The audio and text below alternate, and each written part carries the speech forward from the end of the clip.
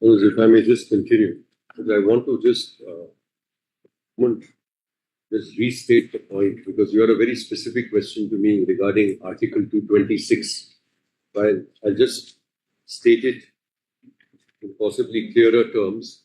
Our stand is that as far as the Enforcement Directorate is concerned, it has no right to sue. Absent a right to sue, it cannot maintain a 32, it cannot maintain a 226, it cannot maintain a 227, it cannot maintain a suit. However, it's not as if there is no remedy in this situation, because the Union of India can sue. That comes from Article 300 of the Constitution of India. And there I have made my submission that the usual manner would be under Article 131, but there may be other situations as well. But certainly, since the question is, can Directorate of Enforcement sue under 226 or any other proceeding, our understanding of the law is that it cannot. Now, just before I return, Manoj, I have just this morning, your Lordships were good enough to note a large number of provisions. So we've just had that typed out, that table. So give it to the other side of that. This is already covered, this ground. Black.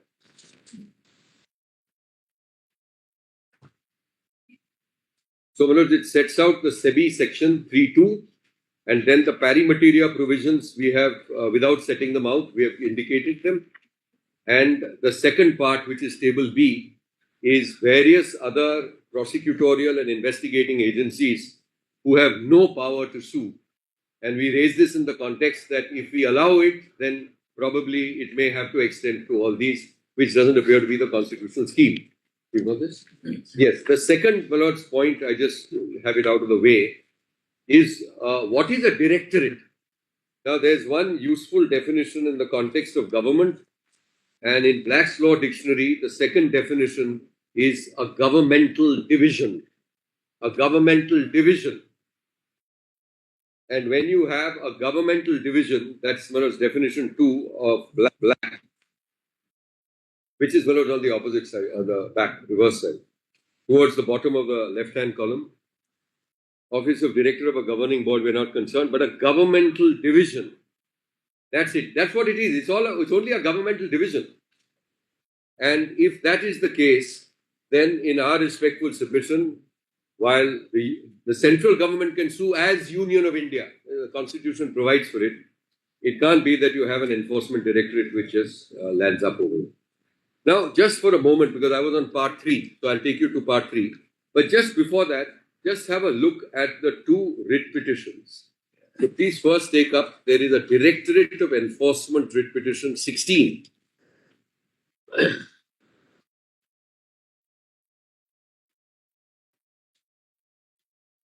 Yes. Now here, just have a look. Your Lordship may go after the alphabet pages. There's page 1.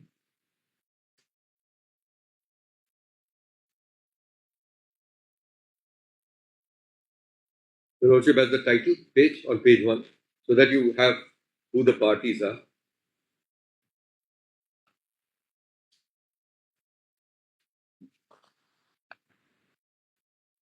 Sorry, this is writ petition 16, 1/6 of 2026. Yes. So here, number 1 is the Directorate of Enforcement, and number 2 is Robin Bansal, so-and-so, currently working as the Deputy Director of the Directorate of Enforcement. And then at the foot of page 2, you will find writ petition under Article 32 of the Constitution of India. So this just now on this particular point, I am on a demurrer. So just have a look directly as to what they state at page 22. What is the basis? They say they're coming under 32. Now let us see the foundation of what they say in this petition regarding 32. Please go to alphabet I think. part of the grounds. I, capital I, on page 22. Justice Anjari. Just 1 minute. Yes, yes.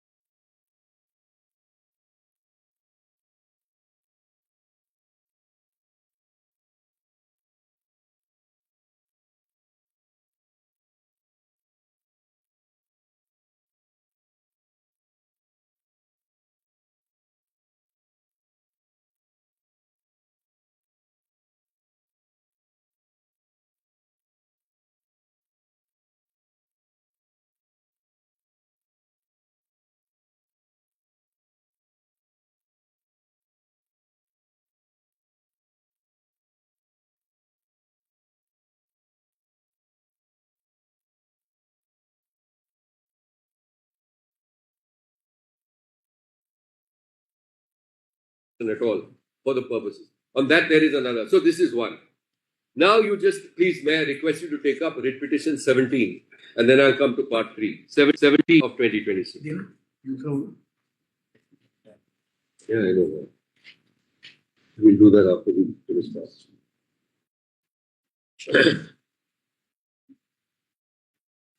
Now this is a, sorry.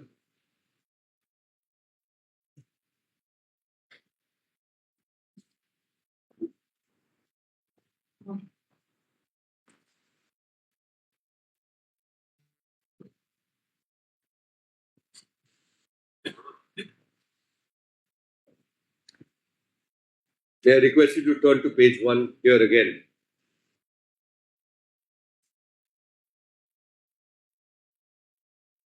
Now, I would respectfully, so just note 2 or 3 things. First, page 1, Manoj, has the course title.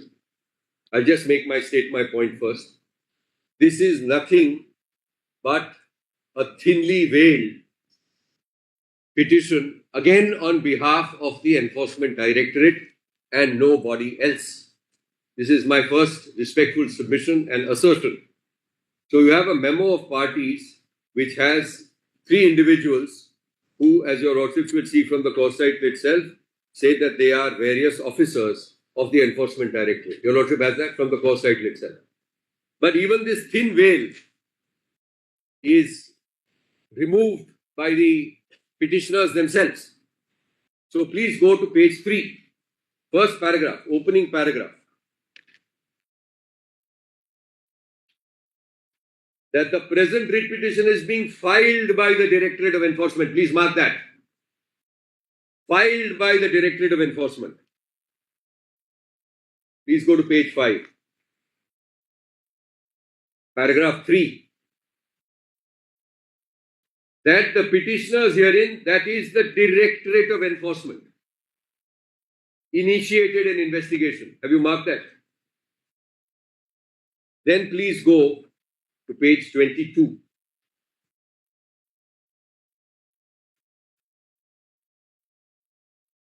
Roman 3 on page 22.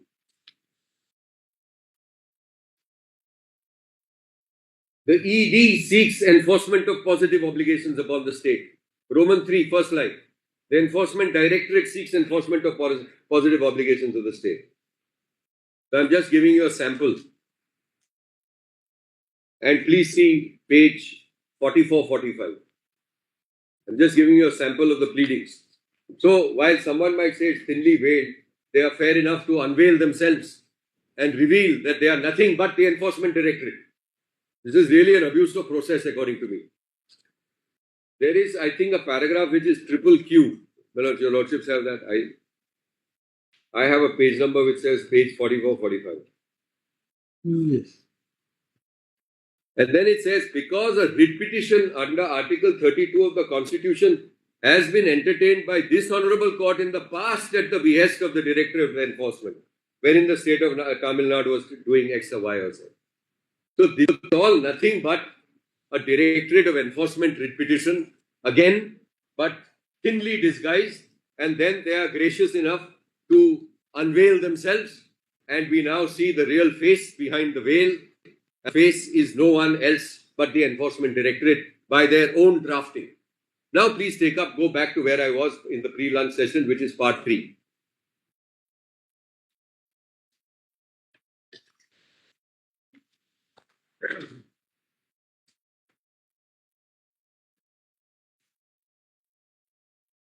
Yes. Now I was on Article 14.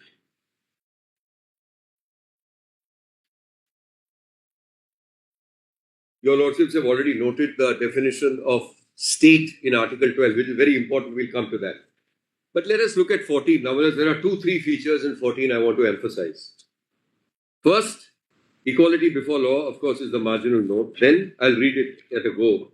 The state shall not deny to any person equality before the law or the equal protection of the laws within the territory of India. So I make 2-3 points. First, it is the state that shall not deny. And it is the state shall not deny qua any person. So the person has to be either a natural person or a juristic person. Article 14 is not available to a directorate which is not a body corporate or a juristic entity. Not available. It has to be a person. Now, this is qua a state on one side and a natural person or a juristic person. So now I'm just digressing for a moment, because this point which I'm now making extends beyond merely Article 14. And the point I'm making is that when you see the scheme of Part 3 of the Constitution, it does not envisage one limb of the state contesting against another limb of the state. You can't, the submission, you cannot, it's not even within the thought process of the framers or the language or the structure or the intent or the purpose. It is citizen, natural person, a person non-citizen but natural person, maybe even a juristic person on one side who is not state on one side. So it could be a corporation, for example, and the state on the other side. So state versus state is completely alien to the most fundamental notion of Part 3 of the Constitution of India. Now, for the purposes of Part 3, the state is one entity. Now, let me just clarify what I mean by that. I accept that as far as the state is concerned, you can have instrumentalities of the state. Of course you can. You can have different elements of the state or different creations or structures within the larger format of state. So you have the state government, you have a state corporation, you have various public sector corporations which your lordships have held are instrumentalities of the state. All of that is permissible, but all of that falls within the broad category and bracket of state. So it's one side state. So here you have a situation where you have the state on two sides in the array of parties which you have seen, which is a concept alien in our understanding of the law to Part 3 of the Constitution. And in any case, I would respectfully submit, as I have earlier, that this is perhaps a situation where it ought to be decided authoritatively by a bench of learned judges as the Constitution under 145(3) mandates. Now let us look at 15 for a minute. 15 is not invoked, but just to see the structure. Please see. Prohibition of discrimination on grounds of religion, race, caste, sex, or place of birth. The state shall not discriminate against any citizen. 15.1. This is to give you a flavor and a sense of all these particular articles. So 15. Please see as far as 16 is concerned. 16.1.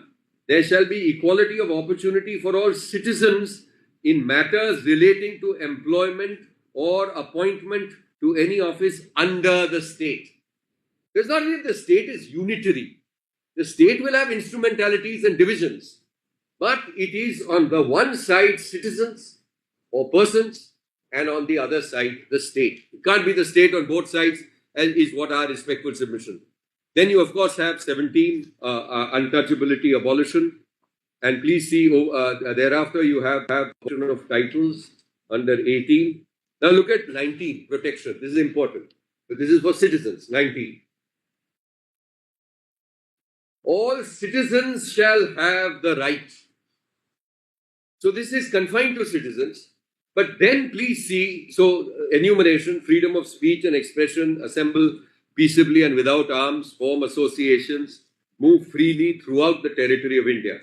Then please see below sub-article 2, which is very important for understanding the content. Nothing in subclause A of clause 1 shall affect the operation of any existing law or prevent the state. So it is citizen qua state. Prevent the state from making any law insofar as such law imposes reasonable restrictions on the exercise of rights conferred by the said subclause in the interest of the sovereignty and integrity of India, the security of the state, friendly relations with foreign states, public order, decency, or morality, or in relation to contempt of court, defamation, or incitement to an offence. And your lordships have authoritatively held, again in a constitution bench, that these are exhaustive categories. These categories mentioned in 2 are exhaustive. You can't add to them. You can't bring in something new which is not there. So this is, again, freedoms conferred on the citizen. State has a power to legislate through law, make certain reasonable restrictions, but there is an enumeration. Similarly, nothing in subclause B of the said article shall affect the operation of any existing law insofar as it imposes or prevents the state from making any law imposing in the interest of the sovereignty and integrity of India, or public order, reasonable restrictions, or the exercise of right conferred by the said subclause. And you have, in a similar vein, I'm not placing it, reading it, but subclause, sub-articles 4, 5, 6 are similarly powers conferred on the state to enact legislation which is reasonable and which is on those subject matters which are enumerated. Now please see then Article 20, protection in respect of conviction of offences. That doesn't apply here. Now look at 21, because 21 is invoked by them. No person shall be deprived of his life, personal liberty, except according to the procedure established by law. Now here I respectfully submit that person must be, so I have a twofold submission here, threefold. First, person in the context of protection of life and personal liberty means, according to me, a natural person. That's my first point. It's a natural person. Here, person may not, in my respectful submission, cover a juristic entity. That's one.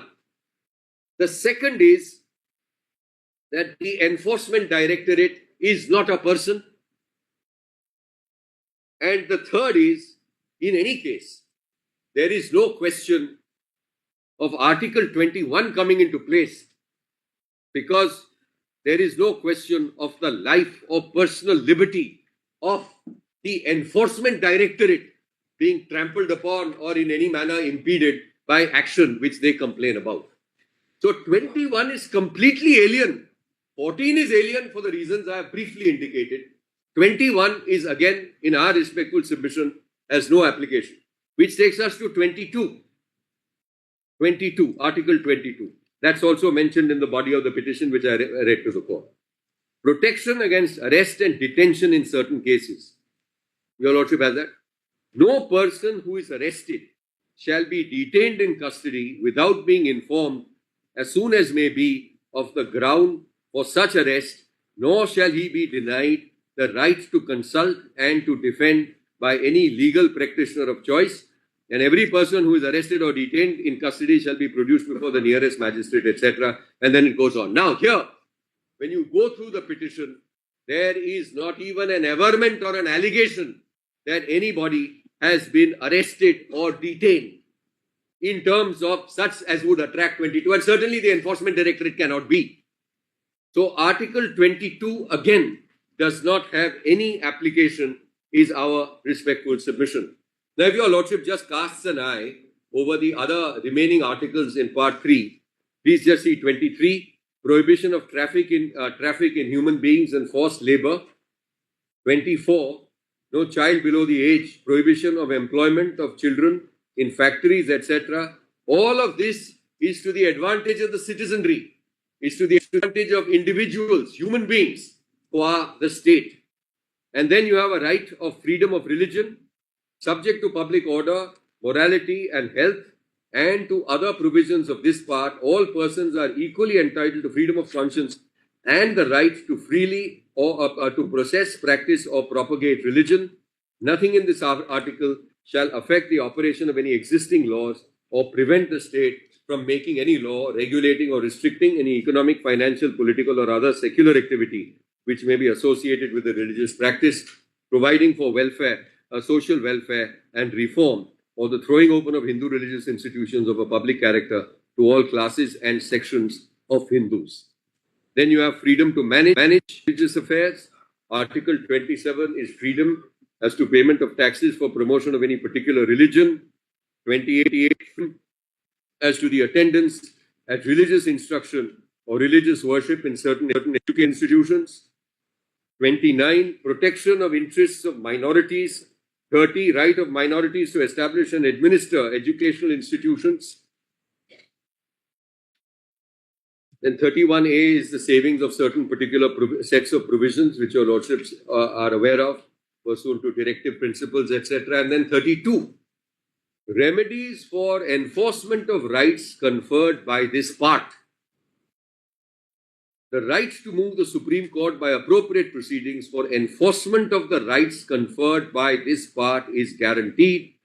And then, your Lordships, I read that earlier part, etc. So I would respectfully submit that having regard to the scope and ambit of Part 3 of the Constitution for the Enforcement Directorate to even seek to invoke some article or some breach is completely alien to the fabric and the elementary notions in our respectful submission.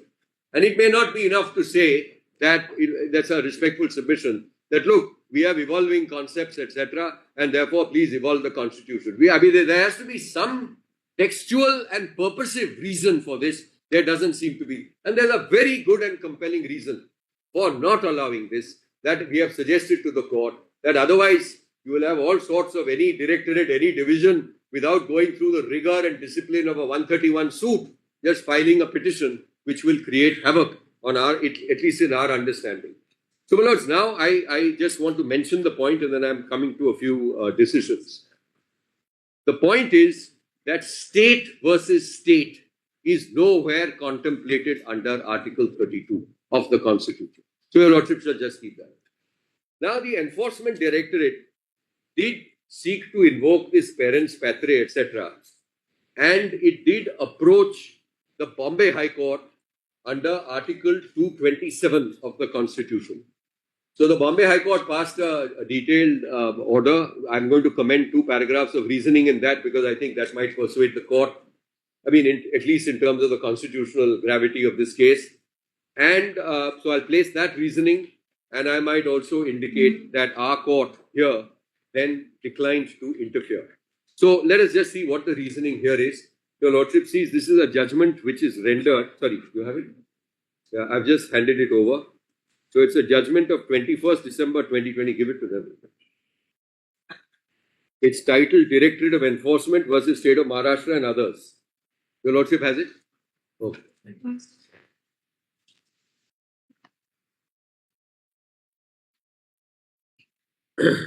So this is, your lordship may just note it, it's a division, it's a single judge, 21st December 2020.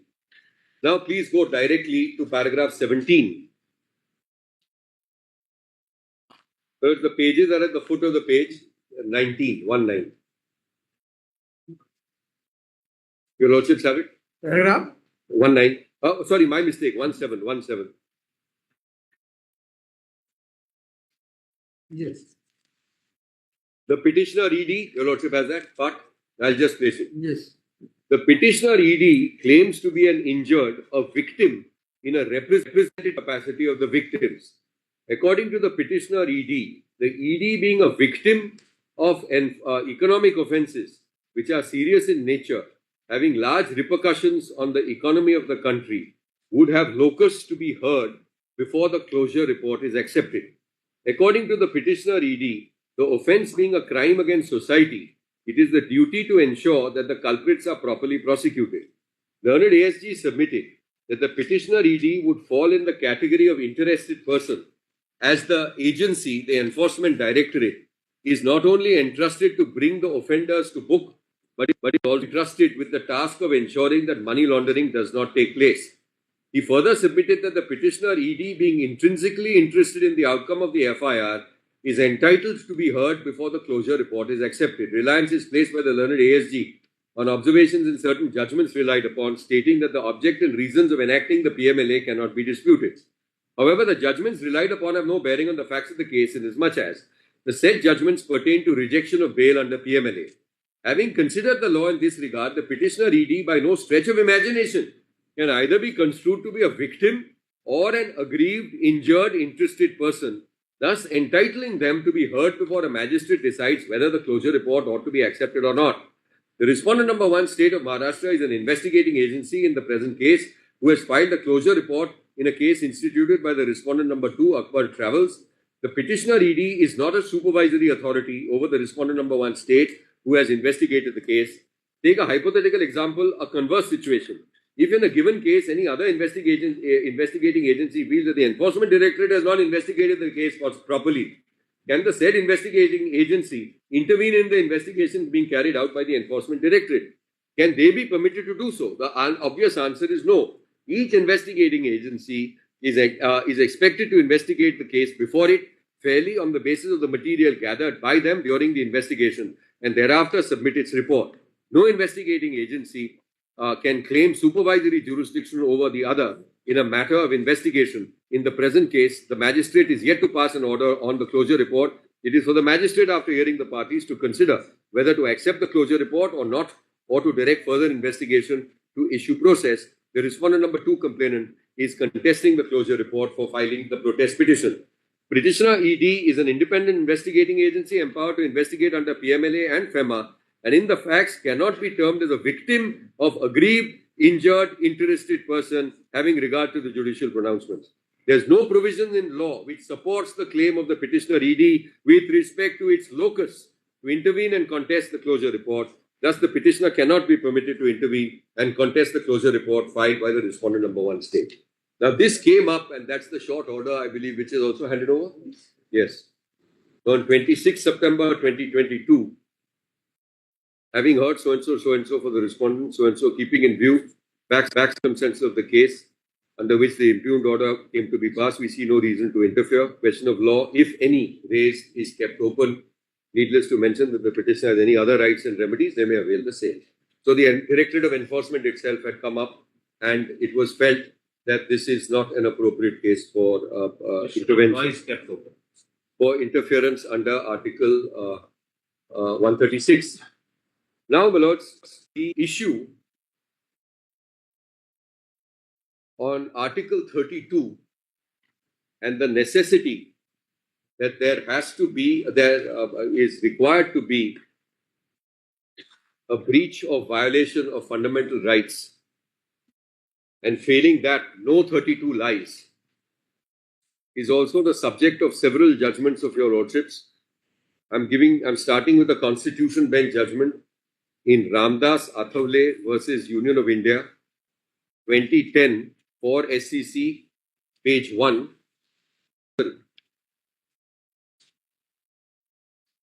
Yeah. Yeah, this is the one you already have it. No, second last.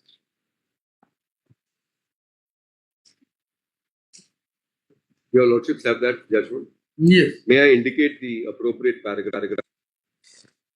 According to us, there are 46 and 47, which are right towards the end. 46? Yes, right at the end. Last page. Yes. So this is the court speaking through Justice B. Sudarshan Reddy. It is equally well settled that Article 32 of the Constitution guarantees the right to a constitutional remedy and relates only to the enforcement of the right conferred under Part 3 of the Constitution. And unless a question of enforcement of fundamental rights arises, Article 32 does not apply.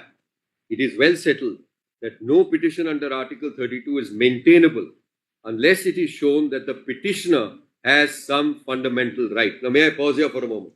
The Enforcement Directorate has no fundamental right.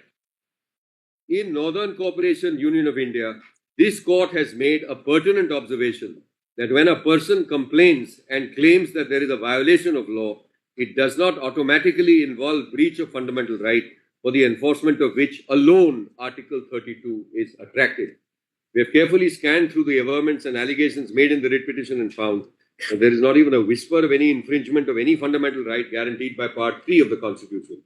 We reiterate the principle that whenever a person complains and claims that there is a violation of any provision of law or constitutional provision, it does not automatically involve a breach of fundamental right, for the enforcement of which alone 32 of the Constitution is attracted. It is not possible to accept that an allegation of breach of law or a constitutional provision is an action in breach of a fundamental right. The writ petitions deserve dismissal.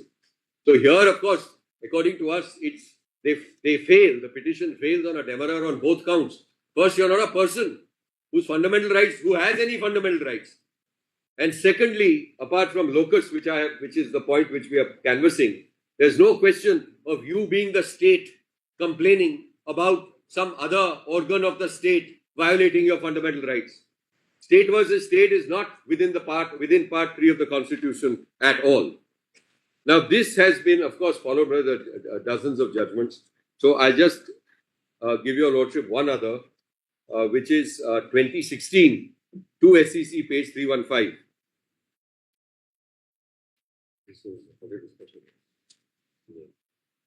So may I just give you the paragraphs first and then place them? Sorry. Oh. Yeah.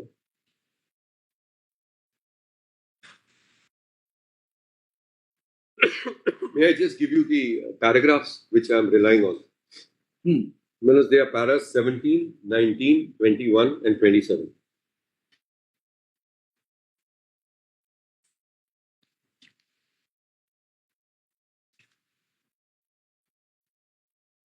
So 17 is at page 321. I'm just on this one issue, the 32 fundamental rights has to be breached. Let me quickly add, the Union of India, if it sues in its name, may in certain situations be entitled to invoke the parens patriae. So it may be. I'm not saying it can be done. I don't believe it can be done under 32. But there may be a suit which parens patriae jurisdiction which they file or an action. And also because in Bhopal, for example, they invoke that particular doctrine on behalf of the victims, etc., where you can't. So there may be situations. But I don't believe Union or the Union of India can at all file as parens patriae in terms directly under 32. That's my respectful submission. But in any case, even assuming it is the Union of India which has to so file. It can't be a directorate of enforcement. Otherwise, every division and department will say that I am looking after the interest, parens patriae, and here I am in court, ready and willing to assist the court. I don't believe that's permissible. Now let's see para 17. From a reading of Article 32, it is manifest that under subclause 1.1 of Article 32 guarantees the right to move the Supreme Court for an appropriate writ for the purpose of enforcing the fundamental rights included in Part 3 of the Constitution. The sole object of Article 32 is the enforcement of fundamental rights guaranteed by the Constitution. It follows that no question other than relating to the fundamental rights will be determined in a proceeding under Article 32 of the Constitution. The difference between the Article 32 and 226 of the Constitution is that while an application under Article 32 lies only for the enforcement of fundamental rights, the High Court under Article 226 has a wider power to exercise its jurisdiction not only for the enforcement of fundamental rights, but also for ordinary legal rights. It is equally well settled that the court under Article 32 will not interfere with the administrative order where the constitutionality of a statute or order made thereunder is not challenged on the ground of contravention of fundamental rights. At the same time, if the validity of the provisions of a statute is challenged on the ground other than the contravention of fundamental rights, this court will not entertain the challenge in a proceeding under Article 32 of the Constitution. Northern Corporation versus Union of India. A petition under Article 32 of the Constitution was moved by the transferee licensee holder. The maintainability of the application under 32 of the Constitution was seriously objected by the Union of India. Writing the judgment, the Honorable Sabyasachi Mukherjee, the then Chief Justice, held. However, there is a far more serious objection in entertaining an application under 32 of the Constitution. Article 32 of the Constitution guarantees the rights to move the Supreme Court for enforcement of fundamental rights. If there's a breach of a fundamental right, the petitioner can certainly have recourse to 32 of the Constitution, provided other conditions are satisfied. But we must, in all such cases, be circumventive of what is the right claim. In this case, the petitioner, as such, has no fundamental right to clear the goods imported except in due process of law. Now, in the facts of this case, such clearance can only be made on payment of duty enjoined by the Customs Act. In a particular situation where customs duty is payable at the rate prevalent or a particular rate on a particular date or not has to be determined within the four corners of the Customs Act 62. The petitioner has no fundamental right as such to clear any goods imported without payment of duties in accordance with law. There is procedure provided by law for determination of the payment of customs duty. The revenue has proceeded on that basis. The petitioner contends that duty of a particular rate prevalent at a particular date was not payable. The petitioner cannot seek to remove the goods without payment at that rate or without having the matter determined by the procedure envisaged and enjoined by the law for that determination. The petitioner, without seeking to take any relief within the procedure envisaged under the Act, has moved the court for breach of a fundamental right. This is not permissible and should never be entertained. In a matter of this nature, where the liability of a citizen to pay a particular duty depends upon the interpretation of law and determination of facts, and the provision of a particular statute for which the elaborate procedure is circumscribed, it cannot conceivably be contended that enforcing those provisions of the Act would breach fundamental rights which entitle a citizen to seek recourse to Article 32 of the Constitution.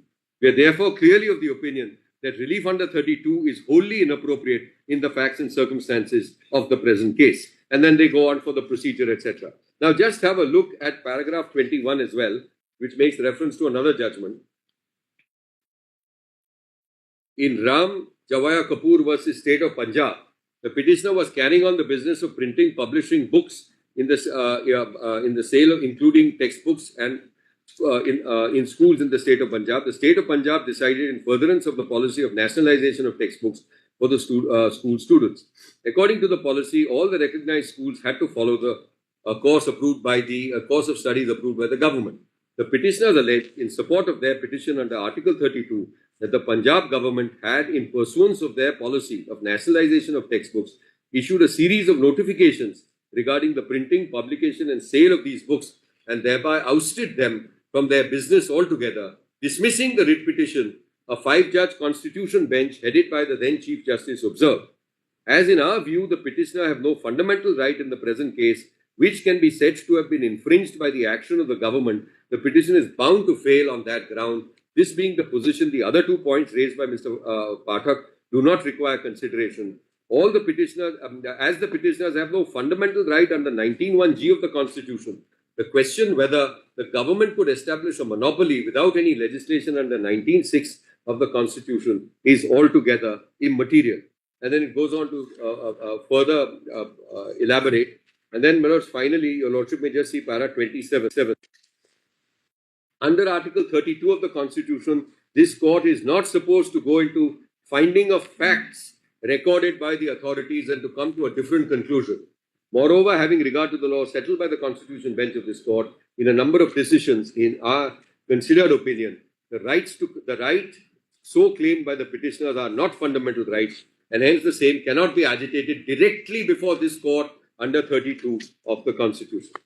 Now, my lords, the next decision which I wish to place is a recent judgment in the presidential reference.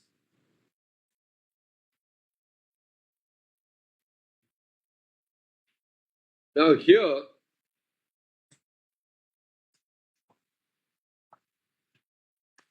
what's it? No, either this one. Either. No, this one. No, okay. No, I want to say something. No, just Your lordships had your lordships saw the title, right? In re-assent without assent holding or reservation of bills by the governor and the President of India. Now, my lords, the entire presidential in the first paragraph, as is customary, which is on page 2, opening paragraph sets out, your lordship has that? Yes. Opening para 1. So, as is customary, the court sets out the presidential reference in toto. And here, the main question is question 1, which is at the top of page 4.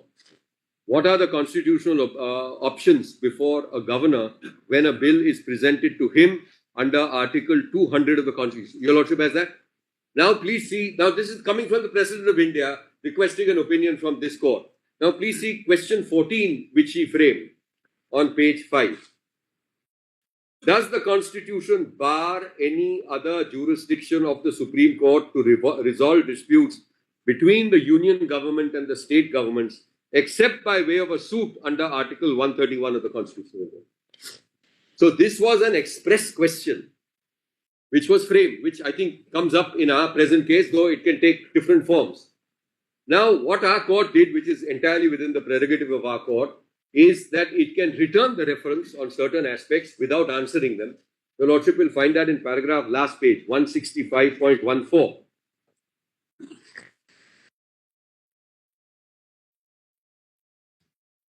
Last page. Question 14, your lordship has that? Yes.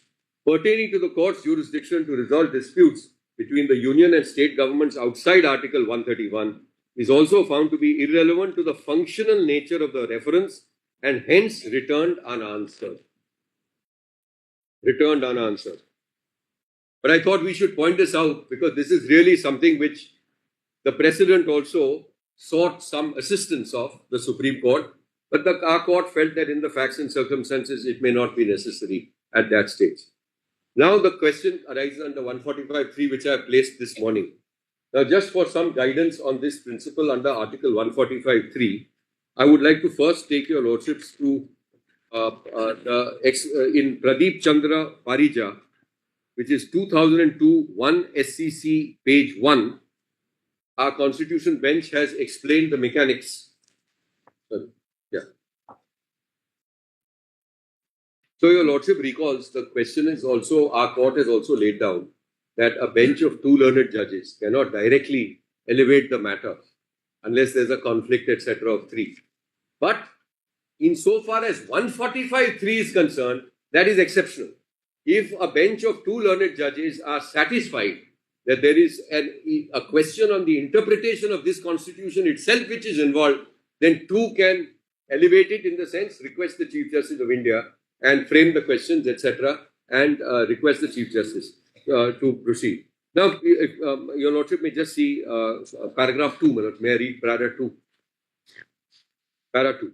Yes. The question is whether two learned judges of this court can disagree with the judgment of three learned judges of this court, and whether, for that reason, they can refer the matter before them directly to a bench of 5 judges. Your lordship, that was what they were considering. Yes. We may point out at the outset that in Bharat Petroleum, a bench of 5 judges considered a somewhat similar question. Two learned judges in that case doubted the correctness of the scope attributed to a certain provision in an earlier constitution bench judgment and accordingly referred the matter before them directly to a constitution bench. The constitution bench that then heard the matter took the view that the decision of the constitution bench binds a bench of two learned judges and that judicial discipline obliges them to follow it regardless of their doubts about its correctness. At the most, the bench of two learned judges could have ordered the matter to be heard by a bench of 3 learned judges. Learned counsel for the appellants drew our attention to the provisions of Article 145, clauses 2 and 3 of the Constitution of India. Clause 2 empowers the making of rules to fix the minimum number of judges of this court to sit for any purpose. Clause 3 says that the minimum number of judges who are to sit for the purposes of deciding any case involving any substantial question of law as to the interpretation of the Constitution or for the purpose of hearing any reference under Article 143 shall be 5. Learned counsel drew our attention to Order 7, Rules 1 and 2 of the Supreme Court, Rule 66. Rule 1 says that every cause, appeal or matter shall be heard by a bench consisting of not less than 2 judges nominated by the Chief Justice. Clause 2 says that where in the course of a hearing of any cause, appeal or proceeding, a bench considers that the matter should be dealt with by a larger bench, it shall refer the matter to the Chief Justice, who shall thereupon constitute such a bench for hearing. Learned counsel submitted that the bench of 2 learned judges that made the reference in this case did not overrule the judgment of 3 learned judges in the case of Nityanand Kar, and they should, as they could have, on the basis of an earlier Constitution bench judgment, which incidentally is not even mentioned in the referral order, but had chosen to refer it to the Chief Justice who had constituted a Constitution bench. In Learned Counsel's submission, the circumstances would arise where it would be permissible for a bench of 2 learned judges directly to make a reference to a Constitution bench. For example, when 2 judgments of a Constitution bench were in conflict with each other, or a judgment of 3 judge bench was per incuriam. In Learned Counsel's submission, the present was a case which justified reference directly to a Constitution bench. The Learned Attorney General submitted that a Constitution bench judgment of this court was binding on smaller benches, and a judgment of 3 learned judges was binding on bench of 2 learned judges, a proposition that Learned Counsel for the appellants did not dispute. The Learned Attorney General drew our attention to the judgment of the Constitution bench in Subcommittee of Judicial Accountability versus Union of India, where it has been said that no coordinate bench of the court can even comment upon, let alone sit in judgment over, the discretion exercised or judgment rendered in a cause in a matter by another coordinate bench. The Learned Attorney General submitted that the appropriate cause for the bench of 2 learned judges to have adopted, if it felt strongly that the judgment in Nityanand was incorrect, was to make a reference to a bench of 3 learned judges. The bench of 3 learned judges, if it also took the same view of Nityanand Kar, could have referred the matter to 5 learned judges. In the present case, the bench of two learned judges has in terms doubted the... Para 7 is... Para 7 is important for us, Manoj. The last line. The only situation where two learned bench may refer a matter directly to the Constitution bench is when the provisions of clause 3 of Article 145 are attractive, which I believe is the case over here. So that is why this... It's just Yes, and then that other one. This is the with Now, you may just note the citation of 2005 to SCC 673, which is also a constitution bench in Central Board of Dawoodi Bohra, also a 5-judge bench. And here, Manoj, I'm just inviting attention because they refer to and approve. I mean, they were bound by it. But paragraph 5 is relevant. I'll just read that statement. In Bharat Petroleum Corporation case, the Constitution bench has ruled the decision of two learned judges of this court binds the bench of two learned judges. At the most, they could have ordered that the matter be heard by a bench of 3 learned judges. Following this view of law, what has been declared by this court in Pradeep Chandra Parija clinches the issue, which is what I had mentioned, that's the situation where 2 learned judges can indeed refer it. Have you given me that? Yeah. Now, my lords, I am just going to place before you the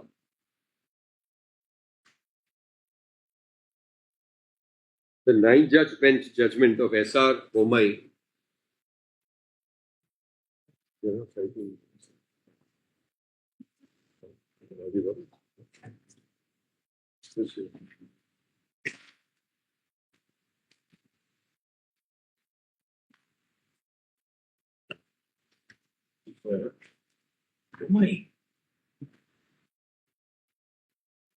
May I just give you the para numbers, Manoj, because there's a plurality of opinions over here. Yes, yes. So can I just state the point? I think it's well settled, but you never know these days. So the federalism is part of the basic structure of the Constitution. And decisions like the present one will reverberate right through our entire federal structure. If you are going to go to one department to raise Article 32 petitions or 226 petitions who is not a person with no right to sue. So it has huge reverberations which will go right through. So I will, with your permission, give you the paragraph numbers where learned judges have held that in the basic structure, constellation of rights or features which are protected, federalism is one of them. So you can't make India, as I understand it, into a unitary, non-federal, for example, nation. So here, Lords, I'll just give you the paragraphs. So there's paragraphs 96. What is this screen? At 106. This page or? The Lordship will just give me a moment. Yeah. So para 106, Manoj. Yes. Yeah, that's okay.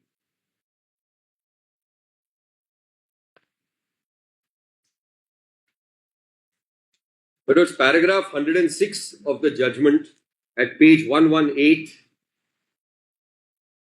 The federal principle, social pluralism, and a pluralist democracy, which form the basic structure of our constitution, demand the judicial review of the proclamation, etc. That was Justice Sawant speaking in para 106, speaking for himself, and Justice Kuldeep Singh. Then your lordships may just go directly to paragraph 247, which are the conclusions in Justice K. Ramaswamy's judgment.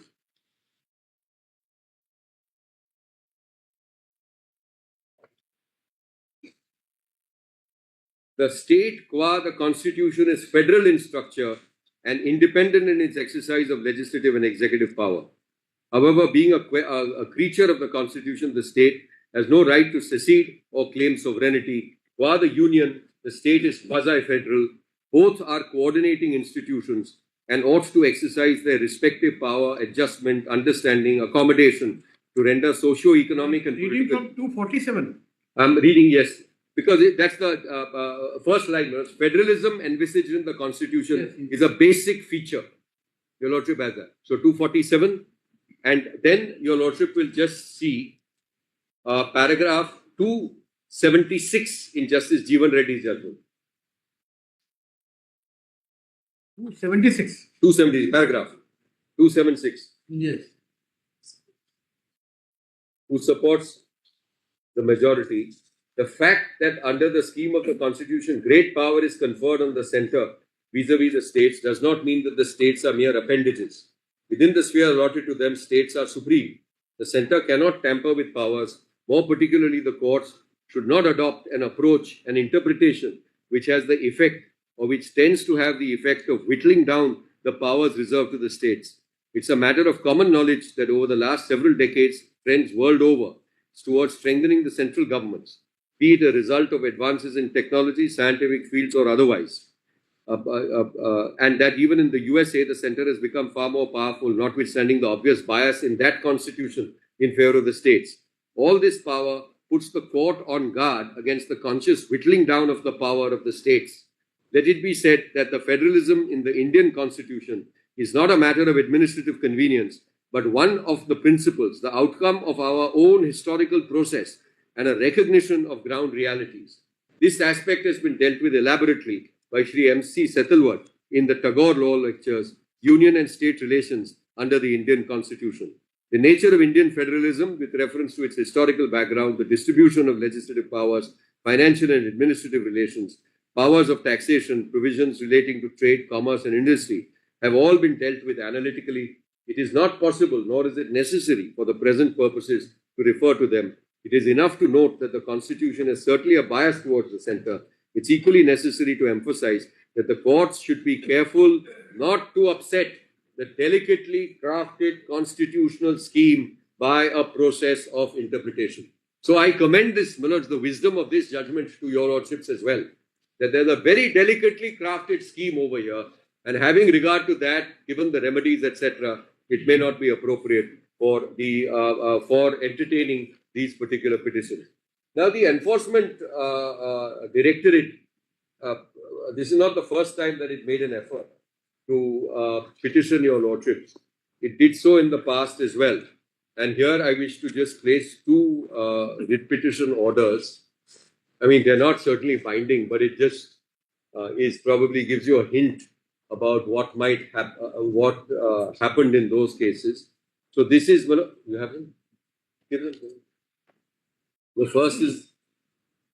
first is an order of 9th February 2024. It's a very short order where the Directorate of Enforcement had come up in 32 against the state of Chhattisgarh.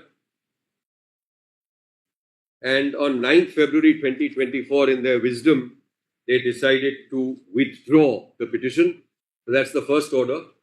The Lordship sees on top, writ petition criminal. The second order is more recent. It is 8th of April 2025.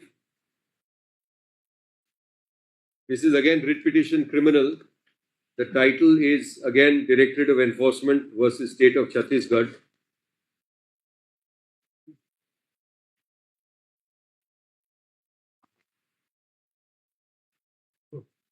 Learned Additional Solicitor General seeks permission to withdraw the writ petition under 32, and the same is disposed of as withdrawn. Learned Additional Solicitor states that he is relying on an affidavit so and so, therefore the file of this disposed writ petition shall be kept along with SLP, and gets tagged with an SLP. So at least this is what we were able to show with respect to our research. So Manoj, this is a preliminary point which I believe merits consideration by the Supreme Court. Yes. In fact, these two orders should be shown to them rather to the court. Shown to them.